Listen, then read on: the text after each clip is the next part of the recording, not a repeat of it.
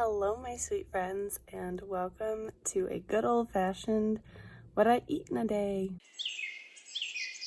So today's gonna be a pretty exciting day. It's a Wednesday, which is the same day that I made one of these last week, kind of. But I have a normal morning through afternoon, and then tonight I am driving about an hour and a half-ish to go see my boyfriend play in Fredonia because he's in a band. It's their first show of the year, and I miss him a lot, and he doesn't know I'm coming. So, needless to say, it'll be a fun one, but I'm definitely going to show you guys what I'm eating today because it's going to be a pretty normal day, but normal these days means almost nothing in my world because there's really no standard of what I'm eating. So I'm excited to show you how variable my diet has been and what types of things that I get into based on the fact that I know I'm not going to have a perfectly normal night. Yeah, so I'm going to make my coffee right now, and I'll see you when I eat my next meal.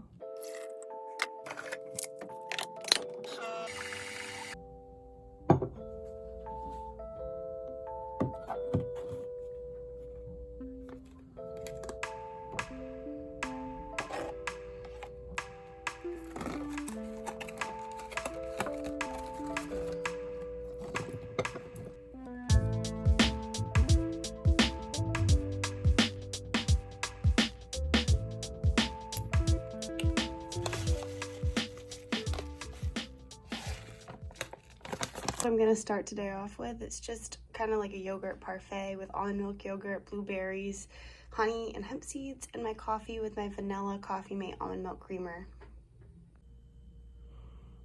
I decided I wanted a bagel, so I'm gonna walk to the bagel place and get a bagel. It's pretty far away, but I have the time without overthinking it too much. We gonna go get a bagel.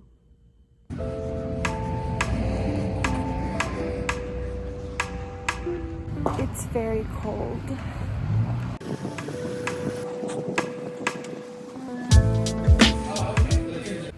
Update. We got the goods. I also got banana bread. I will show you momentarily.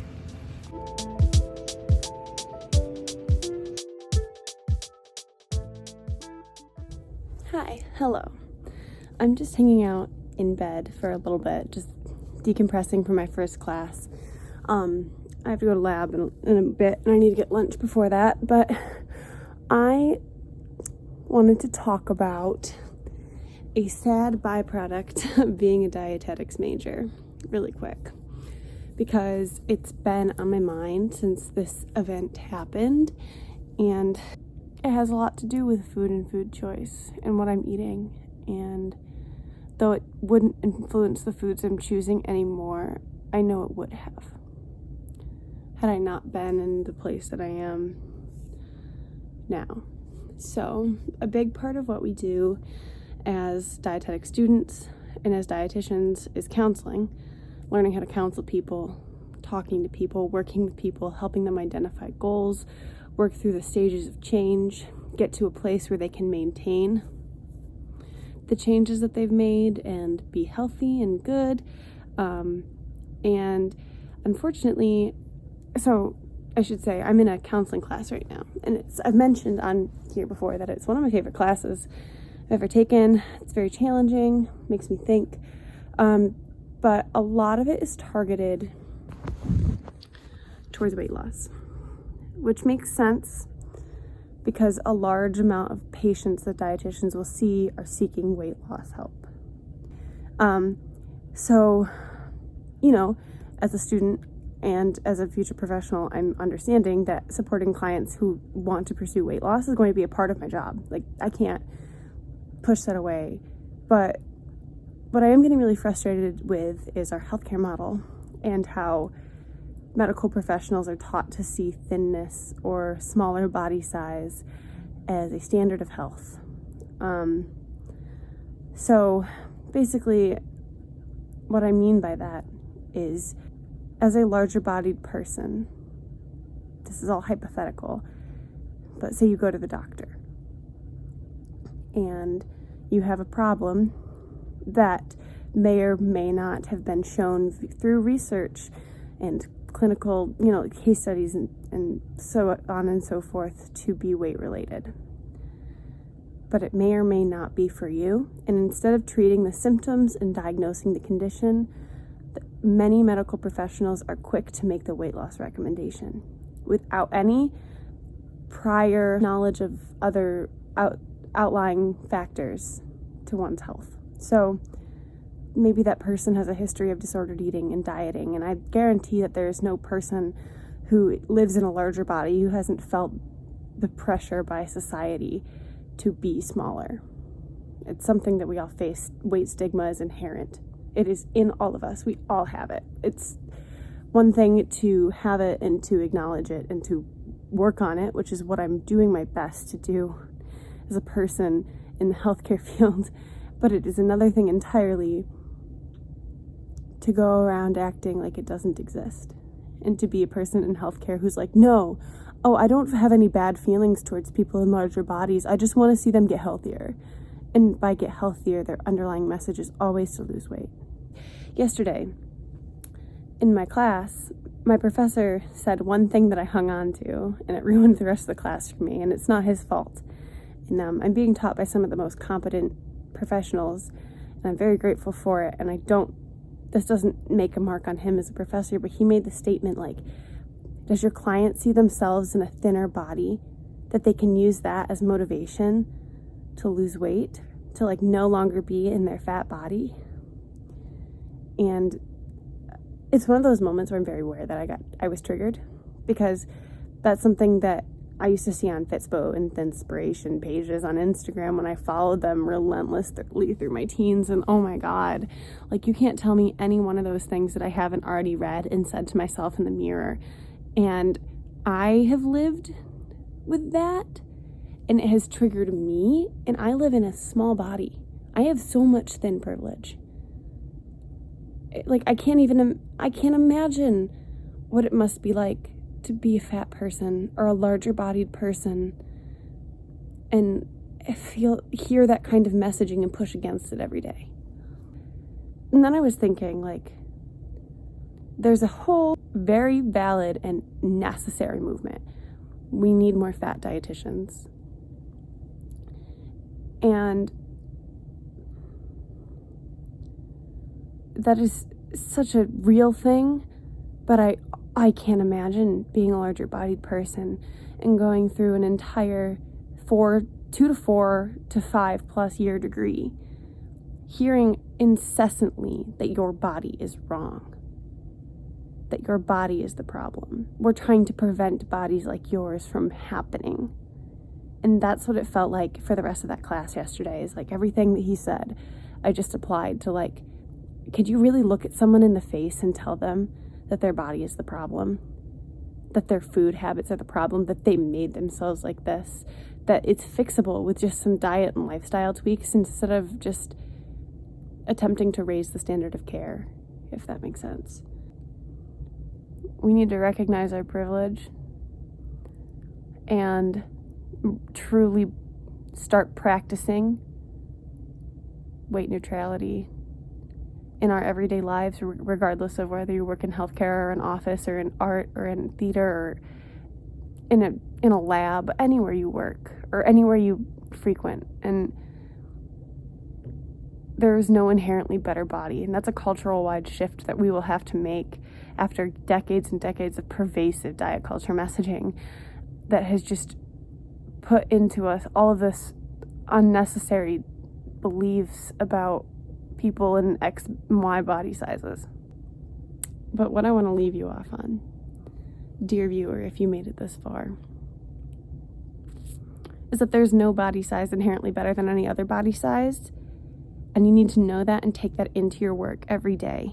And it's hard, especially when you feel like you've been getting messages otherwise for your entire life.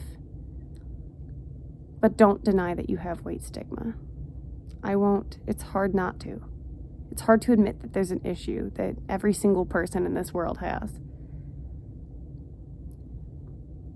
but by being aware of it, we can make a cultural shift. And that's what every person and every body deserves.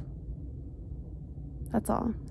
I'm sick and tired of dietetics being such a fat-phobic and weight-centric field. And I will work every day for it to not be like that. But at this level, I'm doing what I can. I hope. I probably could be doing more, but God, I don't know how at this point. All right. Peace and love. Goodbye. Okay, don't make judgments, but here's my lunch. It's a little weird because I didn't feel like leaving the room, so I made it. And it took about 5 minutes. So it's just some like French cut green beans sauteed in oil, salt and pepper. There's a block of tofu that I kind of browned up, and then a couple eggs over it. And it's gonna do the trick before I go to the lab.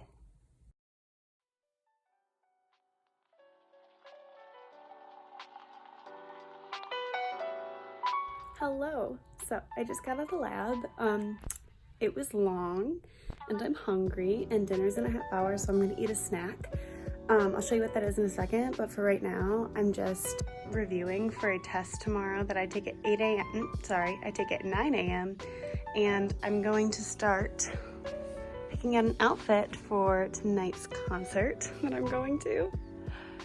I know that really doesn't have anything to do with what I eat today, but I'm really excited to surprise my boyfriend, so I'm gonna document it. I hope that's okay.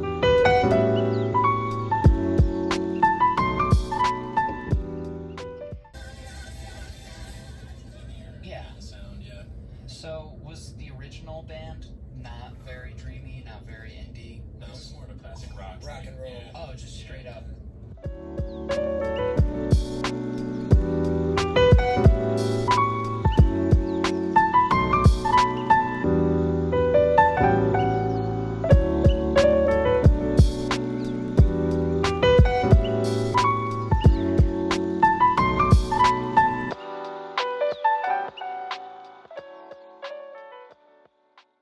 Okie dokie. We're about to leave. I just thought that I'd like show what I'm wearing or what I'm doing. My face is done. I used a Rihanna lipstick on my lips. I'm wearing a shirt. I'm gonna wear a sweater over it because it's cold. And then I have on these gorgeous mom jeans that fit me really well, and the pockets popped out. And then my shoes, which Greg got me, they have foliage on them, and they're Oxfords. They're by a vegan brand. I'll link them in my bio, but they're the best shoes in the whole world.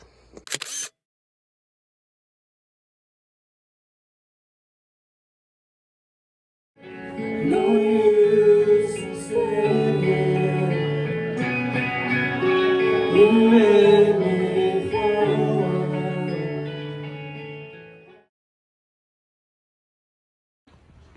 It's very beautiful. Oh lordy, hello. Oh, you can see my stamp. So what you just saw in maybe like 30 seconds was the longest, let me think, almost 6 hours of my life. It was really, really fun. I drove about an hour with my friend Lizzie to surprise my boyfriend at a show in Fredonia. And they played, it was their first show of the year, and they did awesome. I love my friends, and if they're watching this, you guys are incredible, and they probably won't, but that's okay.